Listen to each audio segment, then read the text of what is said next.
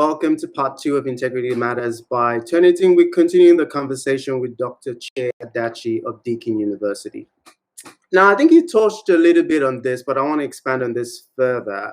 Now, with new technology for every institution, we know that there are academics who are technology savvy, and there are some who are, I've done it a certain way for 15 years. I don't need to change it, or I don't need to adopt the technology.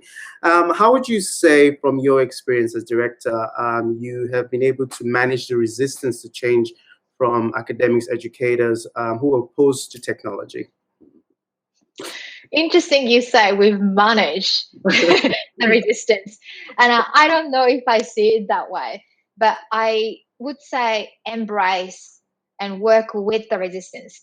As I say, the healthy skepticism actually advances our understanding and practice. So it's not always an inhibitor, it's actually an opportunity. But I'll also say this, that the COVID-19 pandemic actually forced people to move online quickly. So we didn't really have that much time to ask why people needed to move online. And before COVID, that was my job, to convince people why people needed to move online. But because they didn't have time to ask this, but it was a survival mechanism to stay connected with students and continue teaching online, the focus kind of became, how can we do this best we can? How can we help students and staff the best way we know? And of course, at Deakin, we had really good foundation to build on that, because even before COVID, 25% of our entire cohort of 60,000 students were only studying in online. So we leveraged off a lot from that too. But in terms of looking at what has happened and the kind of learnings that has emerged through this experience, and this is a bit of a plug for Deakin's work again, but to capture and share those stories of people successfully moving to online and doing the good work, we started doing a new podcast called Tales of Teaching Online, and you can find this on SoundCloud, and I highly recommend it. That my team has been talking to a variety of people at Deakin in showcasing their practice. One of the really interesting stories that I had the privilege to interview was with this dance teacher, Olivia Millard, senior lecturer in that disciplinary area. And given they had such focus on embodied practice of dancing, and their studio work with the students on campus were integral part to their learning and teaching, moving to online was a big paradigm shift for them. And I think initially they would have had some resistance to move into online. But again, like I said, they didn't have time to think about that, but they had to move online. But beautifully, of course, that teaching team of dance team took this chance to be their silver lining moment. And in connecting with students and dancing through Zoom, they found new ways and affordances of teaching online. And some of the things that they say, they would never go back to where they were before. Things like the feedback process that's changed through the use of technology.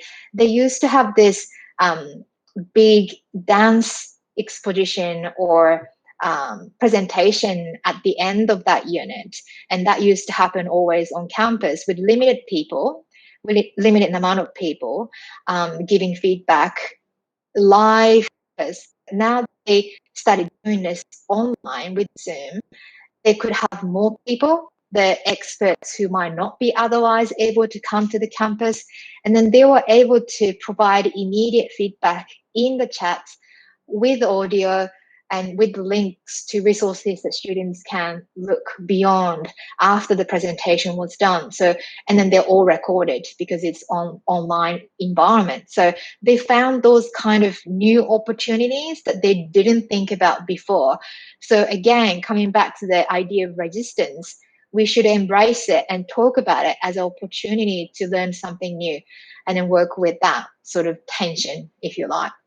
Excellent. I think the idea of embracing resistance is one of the things we should do more of, because my opinion, and this is my opinion, is oftentimes when we don't go with the resistance, we miss the opportunity to innovate or do things in the learning and teaching space. So we're going to move into the assessment space. You've already mentioned earlier of the need for maybe less high-stake assessments, maybe more authentic assessments. Now, how has assessment been impacted COVID and currently still living with COVID? We're not doing post-COVID, as you said. And is technology informing or enabling successful delivery of assessments?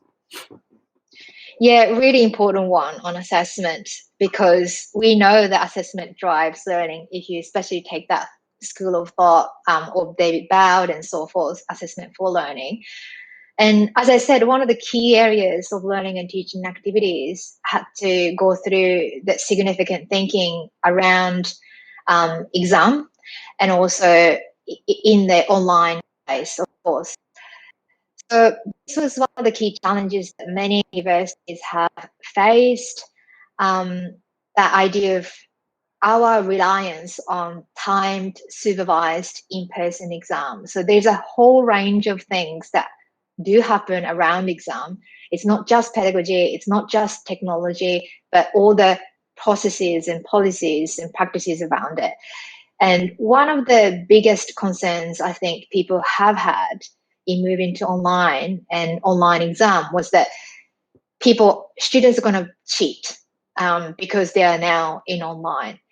But at Deakin, we've made conscious effort to just not revert to technology solution by simply translating exams to invigilated or proctored exam, but to redesign those exams to be more authentic and inclusive assessment practices online. So the principle was to ensure the achievement of learning outcomes that can be demonstrated by students online.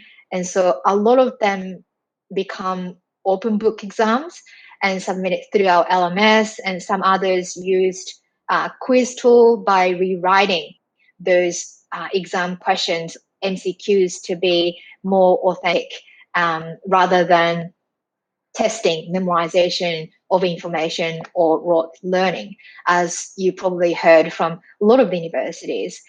But thankfully at Deakin, we also had that parallel strategic project to actually look at the proctoring solutions as well. And so this was a pilot that was going alongside with what we're trying to do with the best practice principles for writing online exams or designing online exams. And this project continues this year, and it's a small pilot, but it's been useful to trial some of the online proctoring solutions where especially accrediting bodies had requirements to have supervised, timed exams. So it's been useful. But if you look at across the sector, and ACODE published this white paper last year, it's actually only 50% or so of higher education institutions in Australia that do have instance of proctoring solutions. So I think there are lots of still issues and concerns to be addressed before we can see that to be a viable option. And we know that that's not essentially the best practice of doing the online exam to be supervised and proctored anyway. So I think we need to think a little bit more broadly about assessment practices, and exam has been a learning opportunity for all of us because it has had such a focus, and our reliance on exam has been really evident. Beautifully put. One thing you've been, I'll say, actively involved in is the Cradle project at Deakin. So this is where I would like you to describe what Cradle is for the viewers or people who are listening to this, and how has the research results from Cradle impacted learning and teaching, and for assessment in particular, how has this changed I'm glad that you asked that question, Chuck, because if you're working in higher education, anyone should know about Cradle. So Cradle is our research center that sits within the DBCE portfolio, and it stands for Center for Research in Assessment and Digital Learning. And we're so lucky to have them and be able to work with them. So they're not only a group of highly regarded and highly performing, very productive researchers in the area of higher education research on assessment and digital learning, but also a group of experts that we internally at Deakin can count on for guidance and enhancing our practice for learning and teaching at Deakin. So they sometimes evaluate our projects, our learning and teaching projects, and write reports for some of those projects. And I must say, anyone who knows Cradle would agree that every single researcher in that center is such a lovely, very approachable people that makes such a difference in terms of research collaboration that might actually have impact on practice. And these research projects and the outputs of those research are internationally and institutionally really useful and impactful. So for example, last year in March, they've worked with the central unit and created this very useful guide called Ensuring Academic Integrity and Assessment Security with redesigned online delivery. So this was when people were moving their assessment to online, and this guide on our DTeach, which is the learning and teaching site, remains one of the most hit resources of our resources online. And so lots of people from outside were looking at Cradle's work and benefiting from their research to then think about improving their practice. So I think Cradle provides a lot of opportunities in terms of that intersection between research and practice for assessment and digital learning and learning and teaching in general for higher education. I think Cradle has been a huge force for the educational community, and I think what I enjoy, or my experience with Cradle, is the passion that comes from the academics who actually are part of the project. We've talked to the likes of Phil. I've met Roland Jawi. I've been in a couple of sessions with David Bald. So I can see the passion, and I think that's the passion that is drawing the crowd, people wanting to learn and digest it and actually apply that to their teaching. I've got another. And their work is good. Yes, their research is really high quality. Yeah. And the time that they're taking to do it, that's what actually proves the quality of their research as well. Now we know that technology is coming to stay in terms of higher education. For edtech companies, or like you mentioned, can't remember what word you used to describe the emerging technologies. How would you measure success of rollout for technology when we're looking at enhancement of digital learning, especially among students and educators? What's your criteria for measuring success? No, interesting question. And I think evaluation phase in any types of change projects, like introducing a new technology, is essential. And whether it be done formally or informally, we should be thinking about doing that. And success measures should be always centered around if this new change has improved student learning experiences or outcomes in digital learning. And so developing digital literacy skill sets or the capability should be part of that evaluation. But I do think that they're two different things in looking at the development of digital literacy and evaluating that project itself. So in our digital learning innovation projects, we make our best effort to ensure designing our program around supporting teachers and their students, so that the new tech, edutech, can be used effectively and wisely. So we run many workshops and create self-paced learning guides on digital pedagogy and use of technology.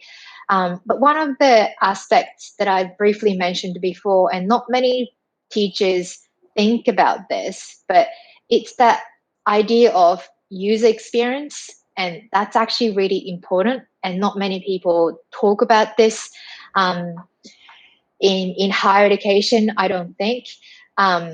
So this should be part of our ongoing evaluation of EduTech because of those digital literacy skills and the issues around that. The fact that there's less cognitive overload in trying to learn new technology due to good UX is important.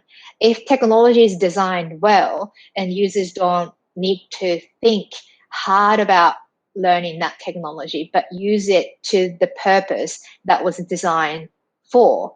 So not surprisingly, the concept UX is still something that's out there for tech industry or business areas to think about, but not so much from the within the educational discourse. So in order to advance our endeavors on digital education, this is something that we do need to raise more awareness and involve EduTech industries and teachers alike to improve user experience in our digital learning environments. Beautifully put, and those suggestions will be taken on board. I think it's one of the things we need to do better as an edtech company, Turnitin. So when we started this conversation, our initial goal was to get your sense of some lessons learned, COVID, post-COVID.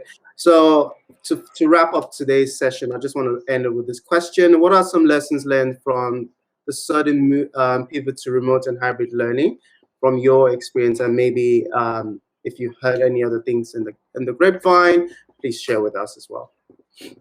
Thank you. I think that's a question to wrap up, and some of the things that I've already talked about, but I'd like to share a few ideas here.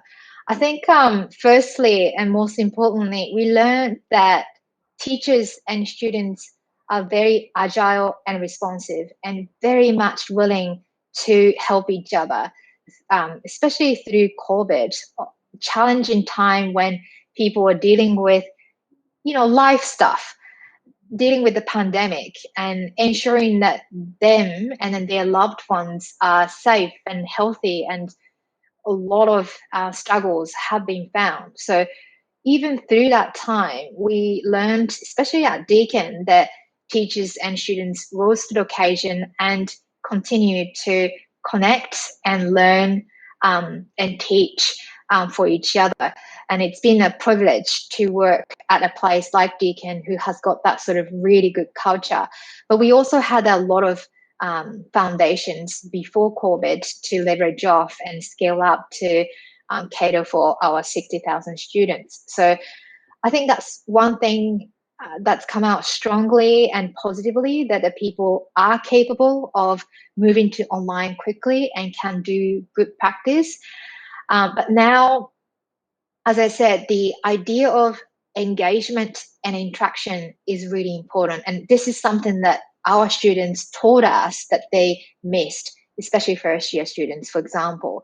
So we do now need to think about how can we design our online learning experiences to be engaging and more interactive. And now is the time to do that. So the idea of, or the pedagogy of care, I think, is important in light of looking after those teachers and students who might be feeling fatigue, who might be still finding their feet moving to online. We need to be carefully thinking about how to build online learning community, cultivate that sense of belonging, stay connected, stay engaged and interactive. I think that element of pedagogy of care for online, and Jesse Stommel from the US is one of the great examples of talking about these kind of pedagogy. So I would say that that's one of the important things. And the maybe last comment that I would share here is that it's not an easy time to be an academic or teacher in higher education at the moment. As you probably know, the finance and the impact that international students and the lack of those students have had on the higher education sector is really significant. And so we are seeing some of our colleagues leaving, a lot of the changes happening structurally at the university. So we do need to be mindful of how much change or how much work we are actually asking teachers to do. But focus on leveraging off what we have as good practice and what we know works, and leveraging off and focusing on those while we're supporting those teachers and students going through this phase of living with COVID, as we said, Chuck. Yes, I agree. So to that response to that question, I'd like to say a big thank you to Dr. Chie for your time today. Today we were looking at teaching and learning in a digital world, lessons learned. We're not saying post-COVID, we're saying living through the pandemic COVID. Thank you again, and I really appreciate your time today. Thank you very much, Chuck, for having me.